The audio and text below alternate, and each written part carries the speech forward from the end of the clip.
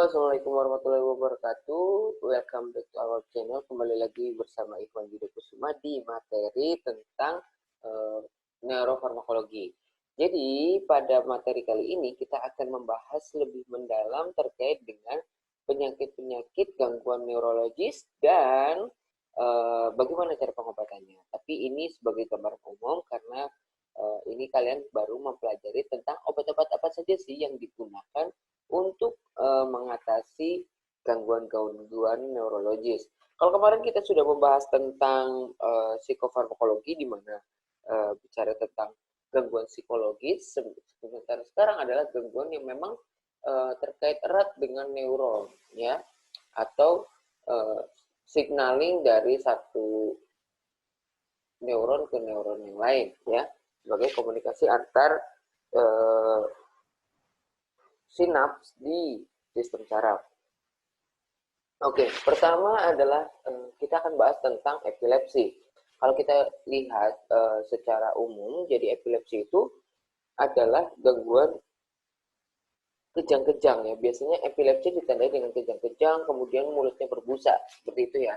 Nah, kalau dilihat dari bahasanya, sebenarnya kejadian kejang yang terjadi berulang atau kambuhan, di mana kejang itu merupakan suatu manifestasi klinik saja sebetulnya dari gangguan epilepsi ini, di mana terjadi aktivitas dari neuron yang berlebihan di dalam korteks cerebral.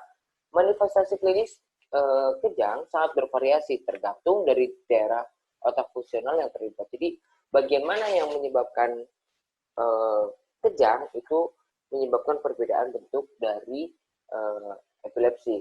Dan ingat bahwa kejang adalah manifestasi klinisnya saja dari adanya epilepsi.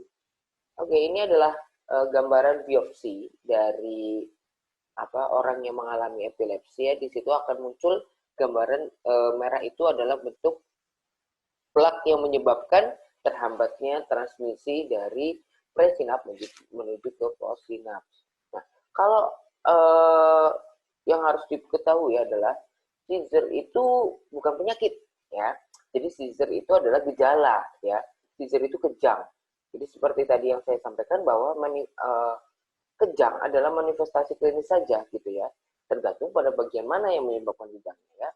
Nah, kalau ada dua macam, ya, yang disebut dengan partial seizures dan primary generalized seizures.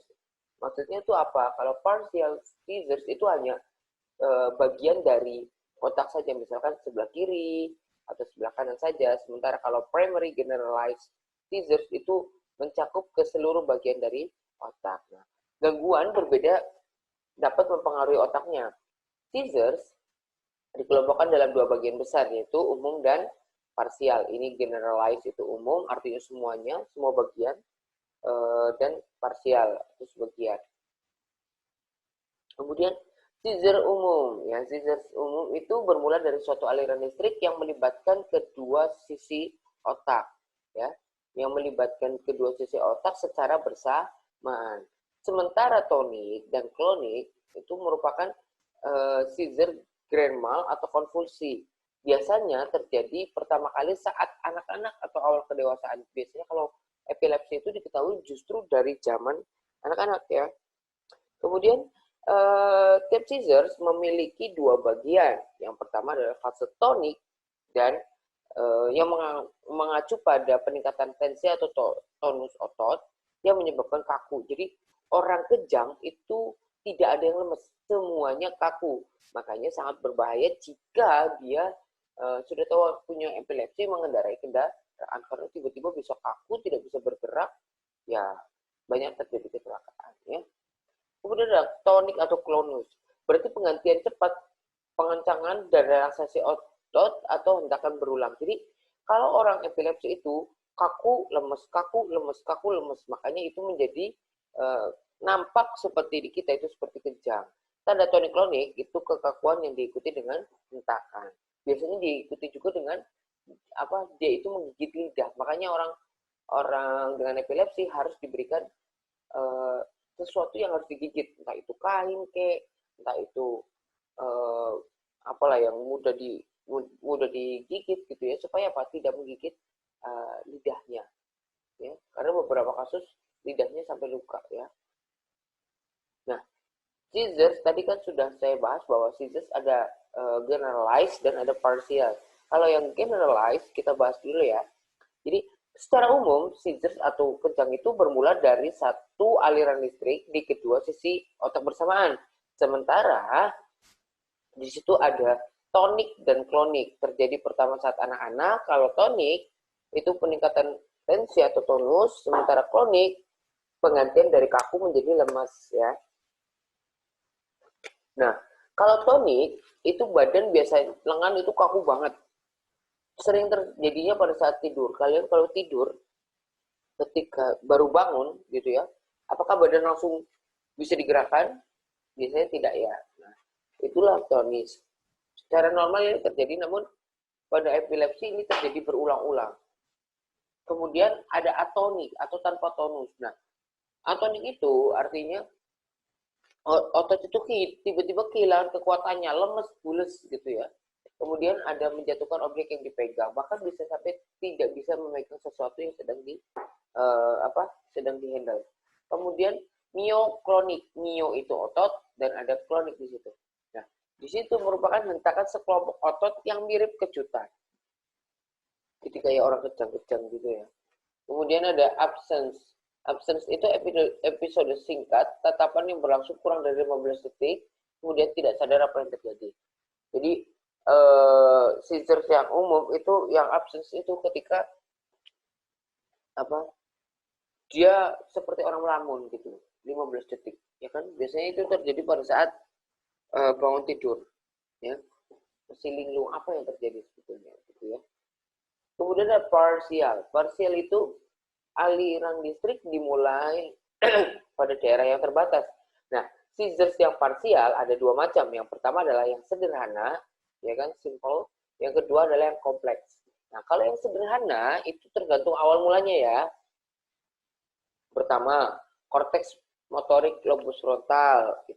Kemudian gerakannya nggak sadar, tapi kalau yang itu. Kemudian kalau temporal, ya, frontal masih ingat frontal di mana? Di jidat, ya. Kemudian gerakannya tidak sadar. Kemudian lobus temporal itu yang di atasnya lagi dekat dengan ubun-ubun, ya. Dekat dengan telinga, maaf. Nah, itu berhubungan dengan penciuman dan pengecapan yang aneh. Kemudian tubuhnya berkeringat biasanya. Nah, sementara kalau yang kompleks itu berawal dari temporal atau frontal yang tapi mempengaruhi keterjagaan. Jadi orang itu justru karena bingung gitu ya, linglung, makanya dia cenderung sulit untuk tertidur pula. Oke, next. Etiologi. Etiologi atau penyebabnya itu ada bermacam-macam ya. Yang pertama adalah batas keseimbangan faktor pemicu dan pembatas aktivitas listrik menurun. Jadi memang harus berkaitan dengan aliran listrik. Kemudian yang kedua adalah aliran listrik yang tidak normal menyebar ke sel sekitar. Kemudian badan aktivitas listrik disebut dengan seizure. Kemudian pada anak-anak biasanya dari zaman kecil. Kalau dewasa biasanya terjadi karena orang yang stroke itu loh. Ya, jadi pernah terkena benturan yang keras. Nah, secara umum ya, jadi tidak jumlah kasus epilepsi paling tinggi pada umur 20 tahun pertama sih. Kemudian menurun sampai ke 50 tahun. Ya. Jadi kenapa? Karena kebanyakan pasien epilepsi itu diketahui sebelum sebelum umur 18 tahun. Ya. Umumnya baik ya, 70-80% mengalami epilepsi akan sembuh gitu ya. Dan 20-30 berkembang menjadi penyakit epilepsi kronis. Namun setelah pengobatan biasanya agak sedikit membaik ya. Nah, epilepsi mungkin disebabkan oleh tadi aktivitas abnormal, gangguan biokimia tubuh, kemudian pada bayi paling sering menyebabkan asfiksi atau hipoksia waktu lahir, trauma intrakranial waktu lahir, kemudian gangguan metabolik. Pada anak-anak, mayoritas adalah epilepsi idiopatik atau tidak diketahui penyebabnya ya. Ini adalah gambarannya. Jadi apa yang terjadi sih di epilepsi ini gitu ya? Yang terjadi adalah ketidakseimbangan jumlah GABA dan glutamat. Ingat, Untuk epilepsi, neurotransmitter yang berhubungan adalah GABA dan glutamat. Makanya obat-obatnya nanti akan mengontrol seberapa besar sih hambatannya terhadap gamma amino butyric acid atau disingkat GABA ya. Jadi ini penyebabnya ya kebanyakan adalah neurotransmitter GABA selain dari ion channel ya. Kenapa ion channel itu juga Pak? Karena GABA itu berikatan juga dengan kanal ion, masih ingat ya? Makanya sangat terkait dengan kanal ion ya.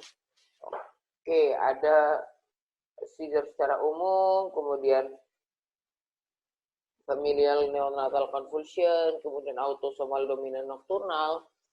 Biasanya orang dengan gangguan epilepsi ini juga istirahatnya kurang optimal ya. Nah,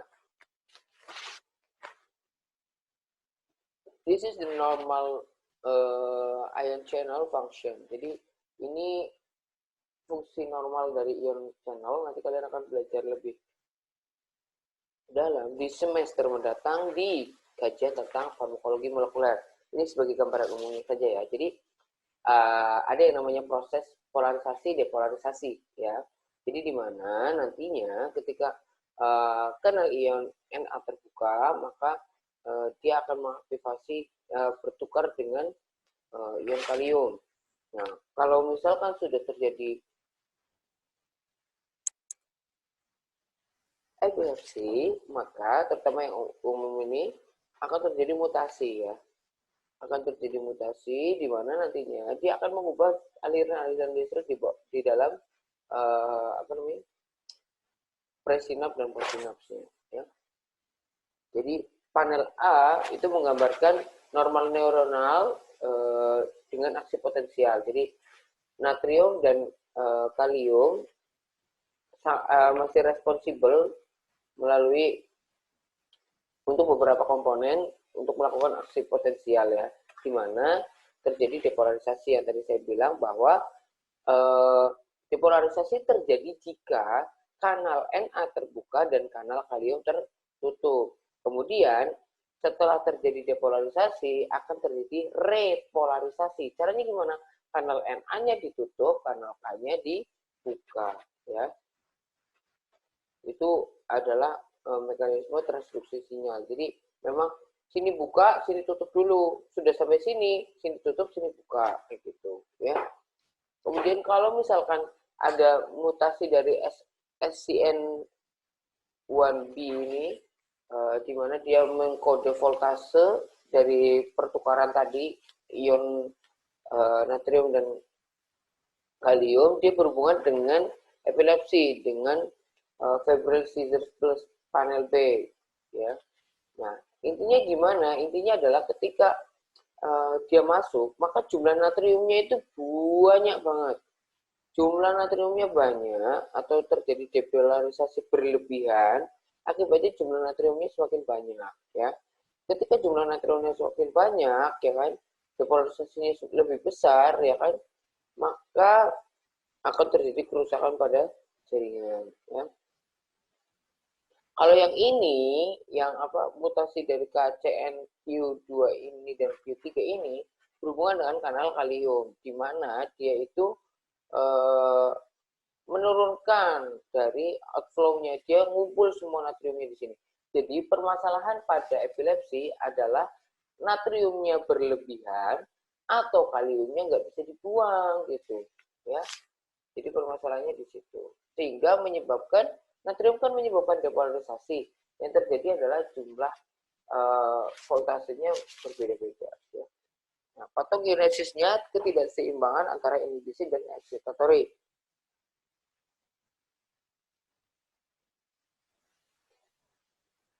Contoh setelah pemberian antagonis GABA atau penghentian pemberian antagonis GABA, agonis GABA, ya contohnya adalah benzodiazepin. Meningkatnya excitatory dari aksi glutamat dan asetat. Nah, kalau kita lihat lagi ya secara umum, ini secara umum ya, karena kalian belum belajar farmakologi molekuler, it's okay. Saya akan jelaskan sedikit bahwa salah satu obat yang bekerja di reseptor kanal ion adalah GABA, di mana GABA itu punya dua site. Yang pertama adalah sisi benzodiazepin, yang kedua adalah sisi barbiturat. Jadi pahamlah bahwa obat-obatan ini juga bisa digunakan untuk pasien gangguan saraf yang terkait dengan epilepsi ya. Ada benzodiazepin, ada barbiturat, di mana nanti ketika dia aktif memegang salah satu sisi, dia akan membuka kanal. Ya. Untuk pemeriksaan jelas EEG, CT scan, MRI dan lain-lainnya, tapi umumnya menggunakan CT scan. Klasifikasinya jelas tadi generalized dan yang parsial. Kemudian tonik-tonik juga saya sudah jelaskan bahwa tonus itu kaku, sementara atonik berarti enggak kaku. Ya. Ada absence. Nah ya, ada grand mal, ada petit mal. Kalau grand mal itu berarti tonic-clonic convulsion. Jadi terjadi tonic dan clonic. Ya. Tonic dan clonic merupakan bentuk paling banyak yang terjadi. Kemudian pasien tiba-tiba jatuh, kemudian kejang, nafas terengah-enggah, keluar air liur. Bisa terjadi cyanosis atau kebiru-biruannya kulitnya. Kemudian ngompol, kemudian ada menggigit lidah. Makanya harus diberikan sesuatu untuk digigit. Kemudian terjadi beberapa menit, sakit kepala diikuti lemah dan kebingungan. Sementara kalau yang petit mal itu jenis yang jarang, kemudian umumnya hanya terjadi pada masa anak-anak atau di luar pada saat awal remaja. Penderita tiba-tiba melotot atau matanya berkedip-kedip dengan kepala terurai. Kejadiannya cuma beberapa detik dan bahkan sering tidak disadari. Ya. Kemudian ada mioklonik, tadi ya sudah dibahas, dan atonik juga sudah dibahas. Strategi pencegahannya ya pasti dengan pengobatan ya, monoterapi dulu, pengobatan. Nah, obat itu apa saja sih gitu ya.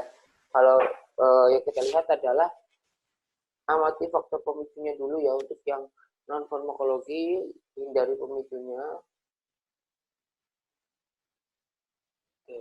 Obat-obat yang tadi kan hubungannya sama kanal natrium dan potasium. Jadi obat-obatnya juga terkait itu ya. Jadi ada obat-obat yang bekerja menginaktivasi kanal natrium, ada yang obat-obat yang bekerja dengan meningkatkan transmisi inhibitory GABAergic.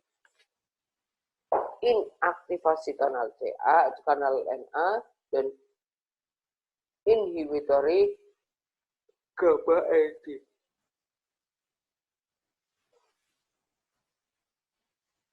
Kemudian ada contohnya tadi ya, phenytoin, ya kan, lamotrigine, carbamazepine. Sementara kalau yang GABAergic itu ada barbiturat, benzodiazepin tadi.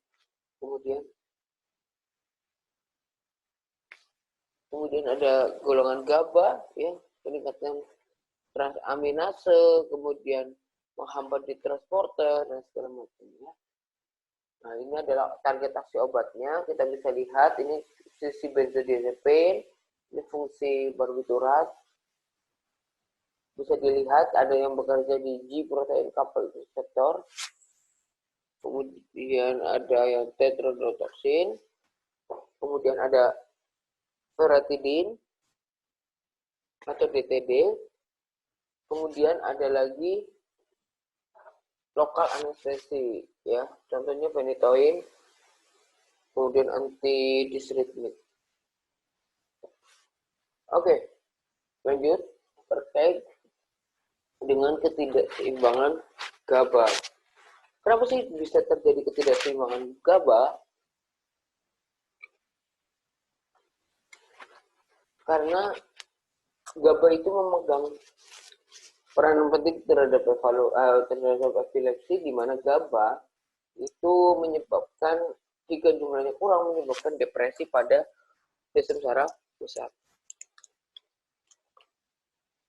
Kita lihat di sini ada gabapentin, ada metabolit GABA, beta-gabapentrin, dan sebagainya. Nah, ini adalah gambaran untuk anti-epileptic drug. Saya akan jelaskan sedikit. Mau dijelaskan nggak? Kita buka bareng-bareng untuk videonya. Mudah-mudahan lancar.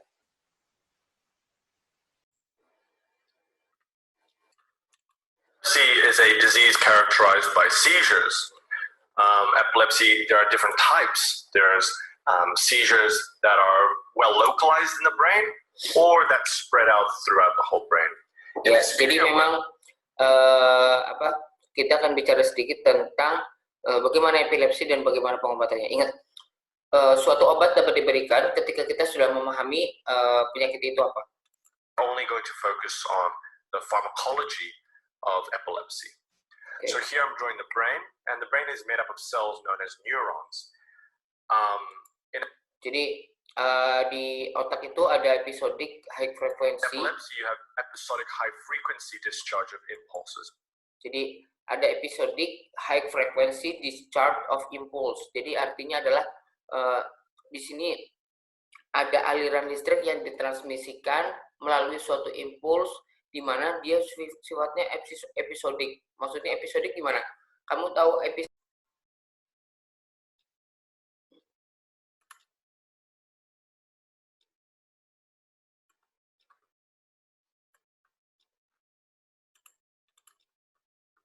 Oke, mohon maaf, salah teknis. By a group of neurons in the brain, it can be in one part of the brain, so localized. This will create what's known as a partial seizure. Jadi seperti yang kita bahas tadi bahwa seizures itu punya ada dua tipe. Yang pertama adalah yang general dan yang parsial. Di sini nanti kita akan bicara tentang obat-obat yang penting yang diberikan pada orang-orang dengan gangguan epilepsi ini. So again, epilepsy is characterized by seizures, and it's where the neurons are excited. They just send all these impulses all the time. Jadi intinya adalah ketika orang mengalami epilepsi, dia itu ada gangguan pada transmisi, ya, transmisi sinyal tadi 1, 2, 3, 4, 5, 6. Oh, ternyata ada hambatan di sini. Nah, itu bisa menyebabkan kejang. Jadi seizures itu adalah salah satu tanda saja dari orang gangguan epilepsi. So, therefore, drugs to treat epilepsy can be divided into 3 types. 1, drugs that modulate voltage-gated ion channels responsible for the propagation of the impulse. Nah, jadi adalah ada beberapa obat berdasarkan mekanisme kerjanya. Yang pertama adalah memodulasi dari kanal ion yang terikat dengan voltase, ya. Jadi ada nanti ketika farmakologi molekuler akan lebih detail, tapi secara umum saya akan jelaskan bahwa ion channel itu salah satunya bisa aktif jika ada voltase, ya. Jadi transmisi itu bisa berjalan dengan adanya perubahan pada kelistrikan dari sistem saraf. Jadi di sini ada modulation of voltage gate ion channels. Yang kedua adalah basically synaptic inhibition, so stopping the impulses. Jadi menghambat di sinaptik, ya, untuk memberikan impuls atau ya untuk memberikan impulsnya. Kalau yang ketiga yaitu menghambat di keluarnya zat-zat kayak tadi kalium juga berpengaruh, ya. Kemudian ada sodium kalsium channel inhibitor tadi kan, karena berhubungan dengan dengan kanal ion, di mana orang dengan epilepsi itu terkait dengan pertukaran antara natrium dan kalium. Orang epilepsi pasti jumlah sodiumnya berlebih. Karena apa? Karena tadi hipersekresi sodium dan keluarnya kalsium masih normal, atau sodiumnya jumlahnya sebenarnya tidak meningkat, hanya kalsiumnya saja yang tidak keluar. Ini sangat mempengaruhi dari ritme dari seluruh sistem saraf di seluruh tubuh. Nah, kalau yang ini menghambat dari GABA. Tadi kita lihat bahwa pada orang epilepsi gitu ya, GABA-nya itu turun, ya, GABA-nya itu turun. Makanya sebisa mungkin GABA-nya dinaikkan, jadi meningkatkan GABA activity, ya. Kemudian glutamat itu kenapa sih harus diturunkan gitu ya? Glutamat itu bahan baku untuk bikin GABA loh, ya. Jadi masih ingat roti sama tepung sama roti, ya. Jadi glutamat itu tepungnya, GABA itu rotinya. Untuk bisa meningkatkan GABA, ya glutamatnya harus banyakin diubah menjadi GABA, betul nggak? Jadi menurunkan glutamat untuk memproduksi lebih banyak GABA. And then drugs that want to inhibit synaptic excitement will essentially decrease glutamate activity. So again, to recap, in the central nervous system, you have two main neurotransmitters that sort of counteract one another. These are glutamate, which are excitatory neurotransmitters, and then you have GABA. Jadi glutamat itu merupakan excitatory neurotransmitter atau excitatory atau apa yang menyebabkan aktivasi, ya. Neurotransmitters. So, sementara GABA itu menghambat eksitasi tersebut, ya. Ngerti nggak? Glutamat itu bikin eksitasi, bikin aktif, sementara GABA itu bikin tidak terlalu aktif atau lemah. Sekarang pertanyaannya adalah orang epilepsi itu kebanyakan kejang atau tidak kejang? Kejang kan? Makanya yang harus kita optimalkan adalah gimana caranya glutamatnya turun supaya si yang bikin tenang ini meningkat, gitu loh. Let's just say is a glutaminergic neuron, and they will, excite the brain. They will send impulses and stuff like that. Yang kemarin kita gambarkan bahwa of course, it will ada presinaps dan postsinaps. And this, if this happens, it will result.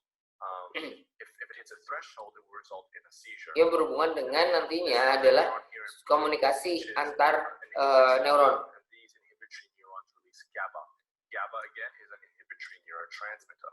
Nah, jadi neurotransmitter dihambat oleh adanya GABA. Jadi kalau misalkan sudah berlebihan, kontraksi berlebihan, GABA lah yang memegang peran penting. Stop gitu. Kamu jangan terlalu berlebihan gitu ya. Makanya di sini adalah pengobatannya adalah meningkatkan GABA atau meningkatkan sesuatu yang mampu menghambat aksi sinaptik. Neuron that releases glutamate is an excitatory neuron. Nah, sementara glutamat bekerja untuk meningkatkan excitatory. Nah, ini akan digambarkan oleh Armando. Gambar dari tadi presinaps dan postsinaps, ya. Ini adalah sinaps. So when an action potential comes down again. Nah, ini adalah voltage NA channel. Nah, artinya apa? Kanal atau pintu natrium yang terkait dengan voltase. Jadi kalau misalkan tidak ada aliran listrik sama sekali, dia tidak akan terbuka, ya. Influx of sodium via the voltage gated sodium channels. And then once it hits the ini adalah kanal ion Ca, kalsium. Channels to open up, resulting in calcium to come in, and this will then sodium channels. And then once it hits the terminal, this will cause the voltage calcium channels to open up, resulting in calcium to come in, and this will then lead to depolarization, more positive, resulting in the vesicles in the terminal bulb to release glutamate in this case. Nah, jadi gini, yang kemarin sudah saya jelaskan bahwa nantinya ketika dia masuk, ya, dia akan jumlah terjadi AP ini adalah action potensial atau potensial aksi. Potensial aksi dimulai dari depolarisasi. Sekali lagi, aksi potensial dimulai dari depolarisasi, dimulai dari natrium terbuka. Natrium masuk, begitu natrium masuk, dia juga akan berhubungan dengan kalsium karena natrium dan kalsium itu berteman, ya. Makanya ketika jumlah natrium banyak, maka jumlah kalsium juga banyak. Nah, terjadilah depolarisasi. Depolarisasi menyebabkan tadi terjadi vesikel di situ. Glutamat vesikel akan diubah menjadi GABA. Ini kan sudah diubah nanti menjadi GABA. GABA-nya di dalam vesikel ini. Glutamate will bind onto receptors or channels in the postsynaptic neuron. In this case, the glutamate neurotransmitters are binding onto Nah, ini the glutamat. and NMDA channel. Jadi begitu glutamat keluar, ya kan tadi kan bahan baku untuk membuat GABA-nya itu adalah glutamat. Begitu glutamat keluar, dia akan berikatan dengan AMPA dan NMDA, ya. Resulting in the influx of sodium and sehingga natrium dan kalsium yang tadi sudah dilepaskan itu akan masuk dari outside to inside. Jadi masuk ke dalam postsinaps dan menyebabkan depolarisasi. Muncullah tadi kembali lagi terjadi aksi potensial. And if this happens like a lot or consecutively, this will result in what's known as a seizure. Nah, kalau misalkan ini terjadi berlebihan, maka akan terjadi seizures atau kejang.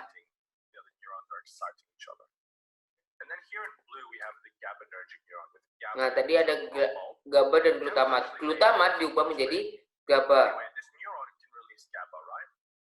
Nah, begitu muncul GABA, GABA itu kan fungsinya, glutamat fungsinya bikin kejang. Karena apa? Terjadi depolarisasi, ada Na dan Ca. Ca itu adalah konstriktor banget ya, ketika jumlah natriumnya itu konstriktor itu banyak, Ca-nya maka terjadi kontraksi atau kekakuan otot. Sementara natrium memperburuk kondisinya karena natrium banyak cairannya dan segala macam sehingga menyebabkan kondisi ini semakin memburuk. Nah, satu-satunya cara untuk menstop glutamat adalah dengan adanya GABA.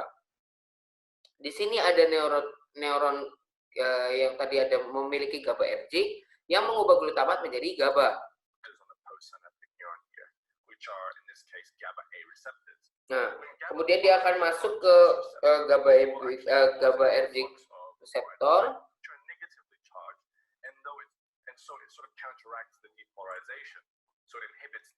Nah, kemudian dia masuk, kemudian yang terjadi dia akan menyebabkan influx atau masuknya ion klorida. Jadi GABA masuk, klorida juga masuk. Jadi di sana Ca dan Na, di sini ada Cl, ya. Nah, begitu klorida masuk, dia akan mengubah depolarisasi tersebut dan menghambat sehingga memblok di proses depolarisasi.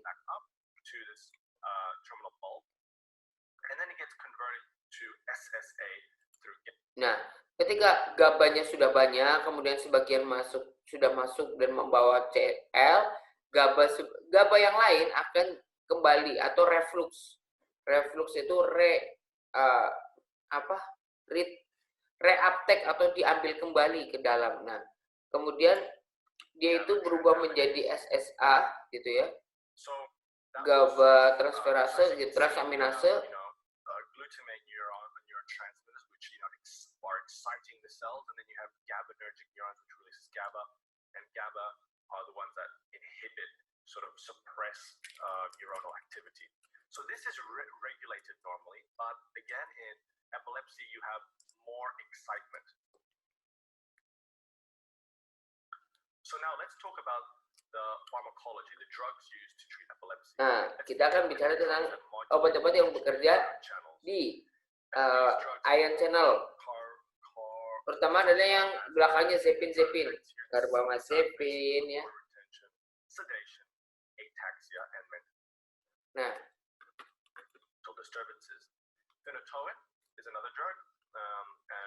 ada phenytoin juga ya yang bekerja langsung di natrium.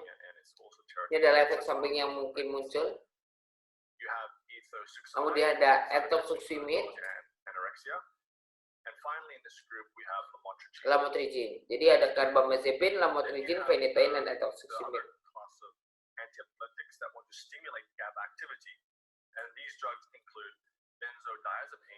Kalau yang GABA tadi ada benzodiazepin, vigabatin, tiagabin gitu kan. Contoh di karbamazepin tadi memblok di kanal-kanal ion, ya. Jadi menghambat di sodium voltage atau menghambat masuknya natrium karena tadi natrium memperburuk kondisi. Sementara lamotrigin dan etosusimid juga memblok di kanal CA. CA itu adalah konstriktor, jangan sampai dia masuk.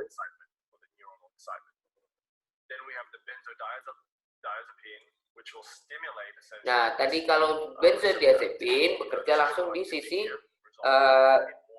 GABAergic ya. Nah, jadi fungsinya ngapain? Membantu dalam masuknya GABA ke dalam sel. Sehingga memudahkan dia untuk terjadi depolarisasi. Nah, sementara tiagabin itu menghambat dari GABA-nya supaya masuk lagi. Kenapa sih ini harus dihambat gitu ya? Karena biar GABA-nya banyak di celah sinap. Kalau celah sinap kan lama-lama juga masuk gitu loh. Tujuan kita adalah supaya GABA-nya tetap masuk ke dalam pos sinap. Nah, kalau misalkan tiagabinnya tidak diblok, otomatis dia nanti balik lagi gitu loh. Ya, makanya dia harus diblok.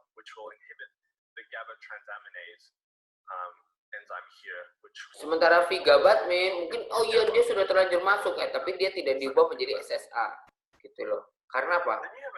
GABA transaminasenya dihambat. Nah, beberapa obat lain yang bisa digunakan adalah golongan valproat, ya. So I didn't group it into a particular class of antiepileptics. But it's an important thing to realize is that in pregnancy, anti-epileptics are not very safe. So consideration. Jadi beberapa kondisi khusus ya yang harus diperhatikan adalah obat-obat ini bisa menyebabkan teratogenik ya, makanya harus hati-hati. Jadi kalau misalkan lamotrigin, phenytoin, valproat ya. Nah, ini adalah pilihan terbaik untuk orang-orang dengan pregnancy. Oke, tadi sudah kita bahas bahwa ada obat-obatan yang bekerja di natrium, memblok di natrium. Minus itu artinya blocking ya. Sementara lamotrigin dan etosusimid itu bekerja di hambatan di kalsium. Nah, sementara yang lain bekerja di kanal di ion GABA-nya ya, di sisi GABA-nya. Nah, ini adalah obat-obatannya. Nanti kalian bisa membaca sendiri ya di bawah. Apa saja sih yang digunakan, mekanisme kerjanya seperti apa, cara pembuatannya seperti apa. Tadi sudah saya jelaskan sebetulnya. Phenytoin jelas menghambat di kanal natrium, etosusimid juga di kanal kalsium, tadi sudah dibahas. Asam valproat itu menghambat di kanal kalsium, menghambat juga di GABA. Sementara gabapentin itu meningkatkan inhibisi di GABA. Kalau kalian lebih enak ngapalin yang di sana apa yang di sini? Karena apa? Semua yang sudah disampaikan di gambar di sini bisa dijelaskan dengan kata-kata sendiri. Oh, dia menghambat GABA, misalkan nih, bagaimana cara benzodiazepin mekanisme kerjanya? Oh iya, dia membantu dalam agonis GABA supaya GABA bisa masuk ke dalam posinap supaya dia bisa menarik kanal klorida masuk ke dalam posinap supaya mampu menghambat depolarisasi yang tadinya menyebabkan seizures. Gitu cara mengingat mekanisme kerja suatu obat. Oh, kenapa mekanisme kerja karbamazepin? Oh, karbamazepin menghambat kanal natrium, ya kan? Menghambat kanal natrium sehingga tidak terjadi depolarisasi yang nantinya akan menyebabkan perilisan dari glutamat, di mana glutamat itu menyebabkan terjadinya aksi sinaptik, yaitu eksitasi, atau menyebabkan kejang, gitu aja enggak apa-apa. Oke? Daripada kalian harus baca-baca kayak gini, aduh, nanti takutnya kelamaan, ya. Oke, gangguan degeneratif susunan saraf pusat. Jadi, penyakit degeneratif adalah kondisi kesehatan yang menyebabkan jaringan atau organ memburuk dari waktu ke waktu, ya. Sebentar. Nah, jadi ada toksin lingkungan, metabolisme neuronal, dan penuaan. Jadi ini memang menjadi problem kerentanan seseorang itu mengalami gangguan neurologis. Jelas kalau orang tua itu biasanya terjadi gangguan neurologis. Diajakin ngobrol juga kadang-kadang nggak nyambung gitu kan. Karena memang terjadi ketidakmampuan atau penurunan dari kemampuan otaknya, ya. Kenapa bisa kayak gitu? Ya, bisa terjadi karena adanya makanan. Contohnya adalah radikal bebas, stres oksidatif, ya kan? Selain itu apa? Kerentanan selektif merumpulasi neuronal. Kemudian ada kerusakan DNA, kerusakan protein, peroksidasi lipid, sehingga menyebabkan kematian dari sel. Nah, yang kedua saya akan membahas tentang Parkinson. Oke, apa itu Parkinson gitu ya? Kalau Parkinson itu adalah suatu penyakit yang disebabkan karena adanya gangguan pada sistem neurologis juga yang disebabkan oleh neurotransmitter tertentu. Neurotransmitternya apa? Kita lihat. Di sini kalau Parkinson disease, jadi sekali lagi bahwa Parkinson disease itu merupakan gangguan malfungsi atau kematian neuron atau dopaminergik yang berada di substansia nigra. Nah, neurotransmitter apa yang paling berperan di sini? Neurotransmitternya ialah dopamin, di mana dopamin merupakan neurochemical messenger yang berfungsi untuk mengontrol pergerakan dan koordinasi. Ingat ya, dopamin itu mengontrol pergerakan dan koordinasi. Kelebihan dopamin bikin orang itu terlalu aktif. Sementara kalau kekurangan dopamin bikin orang tidak terlalu aktif. Jadi kalau kalian terlalu aktif biasanya itu berarti karena kalian jumlah dopaminnya mencukupi. Ya kan? Tapi kalau misalkan orang yang tidak aktif sudah pasti dopaminnya error. Ya. Nah, kemudian ada reseptor dopamin berada pada salah satu bagian basal ganglia yang disebut dengan striatum. Nah, yang terjadi adalah ketika orang Parkinson adalah hilangnya dopamin atau turunnya kemampuan dopamin itu hingga lebih dari 80%. Striatum menjadi tidak terstimulatif, menyebabkan gangguan motor seperti tremor, slowness, kekakuan, atau balance problems. Jadi Parkinson terjadi menjadi dua. Yang pertama adalah yang idiopatik, ya. Idiopatik itu tidak diketahui penyebabnya, tapi umumnya disebabkan karena adanya mutasi genetik. Nah, ada disebut dengan Parkin atau PRKM. Ada Park1, Park1, LLRK gitu ya. Kemudian ada Parkinson sekunder. Parkinson sekunder disebabkan oleh drug induced disease, ya kan? Ada obat-obat tertentu yang menyebabkan Parkinsonism. Yang kemarin kita bahas adalah obat-obat gangguan jiwa, contohnya obat-obat psikiatri yang menyebabkan extrapyramidal syndrome, di mana gangguan extrapyramidal syndrome itu menyerupai orang Parkinson. Ya. Nah, efek samping obat, lingkungan, dan lain-lain. Jadi bagian penting dalam regulasi Parkinson ini adalah di substansia nigra di otak. Nah, secara umum basal ganglia terdiri dari beberapa macam bagian. Yang pertama ada striatum, di mana striatum itu mempunyai cauda dan putamen. Ada globus pallidus, subthalamic nucleus, dan substansia nigra. Biar nggak bingung, ini nanti kalian baca, kita masuk ke gambarnya aja ya. Jadi sebelum kita masuk ke posisinya di mana, saya ingin menjelaskan terlebih dahulu terkait dengan tanda-tanda dari orang Parkinson. Emang gimana sih Pak tanda-tanda orang Parkinson? Kita sebut dengan TRAP. What is TRAP? Gitu kan?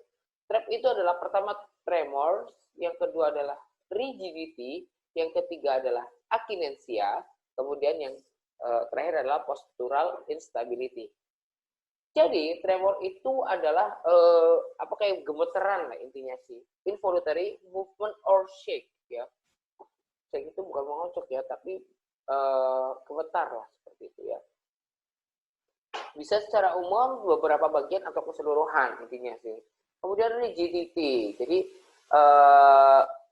kakuan otot sebetulnya ya. Jadi tidak fleksibel, tidak bisa bergerak, kaku banget, itu rigidity. Sementara akinesia atau bradynesia itu gejala yang termasuknya adalah gerakannya itu lambat, ya kan? Kemudian mikrografia. Kemudian mukanya itu seperti orang apa ya? muka datar lah, tidak ada ekspresinya sama sekali. Ya. Kemudian postural instability, dia bisa jatuh kalau misalkan lagi jalan atau lagi berlari gitu ya. Jadi memang kondisi tubuhnya tidak stabil, jadi mudah bergoyang, dia kehilangan keseimbangan tubuh. Nah, ini bagian dari substansia nigra orang normal dengan orang yang Parkinson ya. Bisa kita lihat bahwa kalau orang normal itu lebih sedikit ya. Sementara kalau Parkinson itu betul-betul tertutup sempurna, hampir tidak nampak adanya substansia nigra. Ya, garis hitamnya ini tidak nampak sama sekali. Nah, kemudian untuk orang dengan Parkinson disease itu juga disebabkan karena adanya pembentukan Lewy bodies atau bagian yang tidak berbentuk plak menghitam yang tidak dibutuhkan oleh tubuh sebetulnya, ya. Jadi ada Lewy bodies di situ. Atau Lewy bodies itu bisa disebut dengan bagian yang memekat atau simpanan gumpalan dari protein abnormal alfa sinuklein. Jadi merupakan penanda dari Parkinson. Jadi kalau Parkinson itu biasanya sudah ada Lewy bodies ini. Nah, biasanya orangnya cukup banyak ya, 7 dari 10.000. Pria lebih tinggi dibandingkan perempuan, kemudian prevalensi bertambahnya usia, jelas ya. Penyebab utamanya belum diketahui, namun terkait dengan beberapa faktor. Yang pertama adalah faktor genetik, usia, lingkungan. Kalau lingkungan itu apa? Biasanya karena penggunaan pestisida ya. Jadi paling sering terpapar oleh pestisida dari MPTP karena adanya enzim berupa MAO monoamin oksidase B, maka akan diubah menjadi MPP+, di mana beberapa pestisida sintetik memiliki molekul yang mirip dengan MPTP, sehingga faktor lingkungan seperti chronic exposure dari pestisida dapat berasosiasi dengan resiko berkembangnya Parkinson disease. Ya, jadi memang adanya pestisida itu strukturnya mirip, ya, strukturnya mirip sehingga dapat merusak dari jaringan otak. Kemudian kalau dari free radikal, ya kan, XNC artinya apa? Substansia nigra pars compacta. Ya, memiliki level oksidatif yang tinggi karena radikal bebas dihasilkan dari dopamin auto oxidation yang dimediasi oleh MAO. Ya, faktor proteksinya molekul antioksidatif misal glutathione pada penderita Parkinson disease. Faktor tersebut terganggu ya. Jadi intinya esensi itu kayak besi dan tembaga. Kalau misalkan bermasalah dia menyebabkan oksidasi dari si glutathione ini ya. Jadi dopamin, MAOB menjadi dopak dan H2O. Kemudian karena ada glutathione peroksidase diubah menjadi air. Sisanya menjadi logam berupa ferus dan neuromelani. Ya. Jadi intinya pada Parkinson disease glutathione itu terganggu ya, glutathione peroksidase ini terganggu. Akibatnya H2O2-nya tinggi. Nah, ketika H2O2-nya tinggi diberikan elektron Fe2+, ya kan? Sehingga akan terbentuk Fe3+. Sehingga sisanya adalah OH. OH ini adalah molekul yang tidak stabil atau partikel yang tidak stabil. Inilah yang disebut dengan radikal bebas, ya. Kemudian kalau faktor genetik, biasanya mutasi gen berasosiasi dengan Parkinson disease, di mana ada mutasi dari alpha sinuklein, yaitu PARK1, PARK4, dan RRK. Ya. Kemudian patofisiologinya jelas, tadi adanya Lewy bodies. Kemudian terjadi karena tadi penurunan dari dopamin. Ini adalah gambaran dari orang secara normal. Ada yang disebut globus pallidus eksternal, globus pallidus internal, subtalamik ini kemudian ada caudat atau nucleus body, ada putamen, caudat, ya kan? Nah, di sini bagian hitam ini disebut dengan substansia nigra. Ya. Ini adalah gambarannya, jadi orang itu ditandai dengan tremor dan segala macamnya ya, karena di situ nanti akan terbentuk Lewy bodies yang tadi saya sampaikan bahwa terjadi gangguan pada Lewy bodies, kemudian nantinya akan berhubungan dengan tadi glutathione, ada GABA, glutamat. Jadi ini juga berhubungan dengan dopamin, GABA dan glutamat. Nah, untuk terjadinya mekanisme epilepsi itu ada Parkinson ada direct pathway dan indirect pathway ya. Direct pathway itu pesan dikirim ke motor korteks sehingga terjadi stimulasi dan melepaskan neurotransmitter. Jadi talamus itu akan ngirim info ke motor korteks ya kan, yang bersifat excitatory ya kan, excitatory. Karena apa? Melepaskan glutamat ya kan. Begitu excitatory menyebabkan striatum menjadi aktif ya kan. Striatum tadinya inaktif menjadi aktif. Nah, karena aktif dia akan melepaskan apa? GABA ya kan. Tadi ketika sudah muncul glutamat maka akan keluarkan GABA.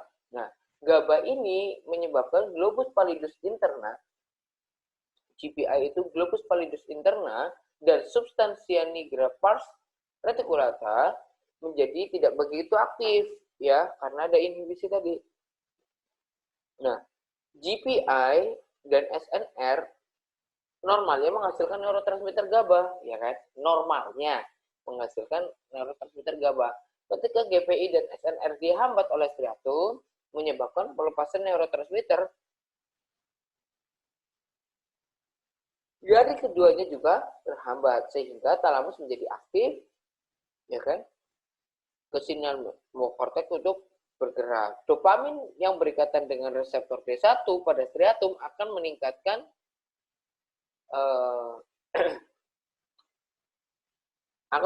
aktivitas direct pathway karena dapat mengaktifasi striatum. Nah, setelah itu pada penderita Parkinson penurunan kadar dopamin menyebabkan penurunan aktivitas direct pathway. Jadi intinya ketika dopamin di sini adalah dopaminnya terlalu turun ya. Ada indirect ya. Kalau indirect itu sama seperti tadi talamus, infomotor cortex. Nah, hanya saja di situ ada globus pallidus eksterna ya kan, di mana normalnya menghasilkan neurotransmitter GABA untuk menghambat subthalamic nucleus. Ketika GPA terhambat, maka subthalamic nucleus menjadi aktif dan melepaskan neurotransmitter glutamat yang akan mengaktifkan GPI atau globus pallidus tadi apa? Interna, kemudian dan SNR ya, substansia nigra pars reticulata. Nah, GPI dan SNR akan menghambat talamus sehingga pasien untuk bergerak menjadi terhambat. Ikatan dopamin dengan D2 di striatum menyebabkan pelepasan GABA ke GPA menjadi berkurang ya. Jadi intinya terjadi penurunan kadar dopamin. Ya. Nah, obat-obatannya itu apa saja sih sebetulnya ya? Kita sekarang ngobrolin tentang obat-obat di Parkinson disease. Yang pertama adalah monoamin oksidasi inhibitor ya. MAO.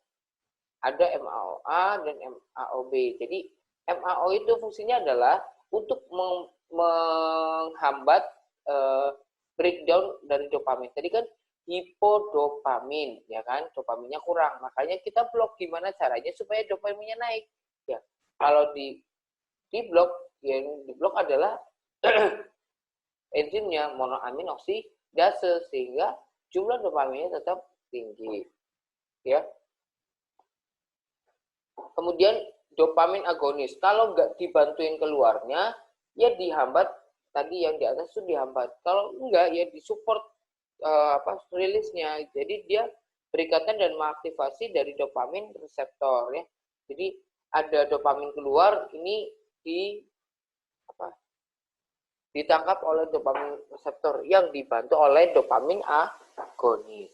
Kemudian ada COMT inhibitor. Jadi dia fungsinya ngapain? Dia mencegah peripheral breakdown dari levodopa.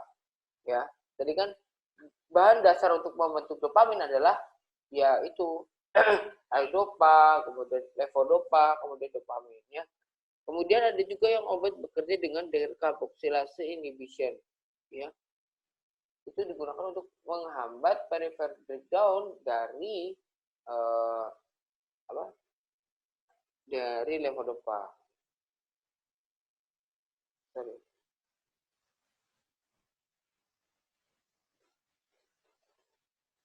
Nah, itu saja yang dapat saya sampaikan hari ini. Mudah-mudahan bermanfaat. Kalian bisa membaca dan mempelajari sendiri. Jika ada kekurangan, kita bahas di forum. Jangan lupa dikerjakan kuisnya. Terima kasih atas perhatiannya. Wassalamualaikum warahmatullahi wabarakatuh. Satu quotes buat hari ini. Hari ini aku harus bersyukur, bahagia, tersenyum, menjadi pribadi yang menyenangkan, banyak teman, dan menjadi lebih baik. Semangat buat semuanya. Wassalamualaikum warahmatullahi wabarakatuh.